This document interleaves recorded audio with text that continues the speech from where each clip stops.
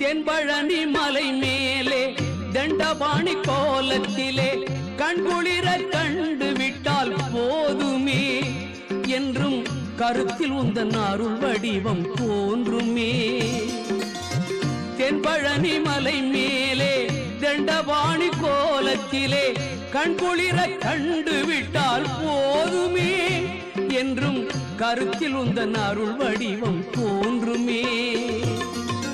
உள்ளத்திலே நீ இருக்க உன்னை நம்பி நான் இருக்க வெள்ளிமலையான் மகனே வேலையா என் வாழ்வு வளம் காண கடைக்கண் பாறையா கடைக்கண் பாறையா.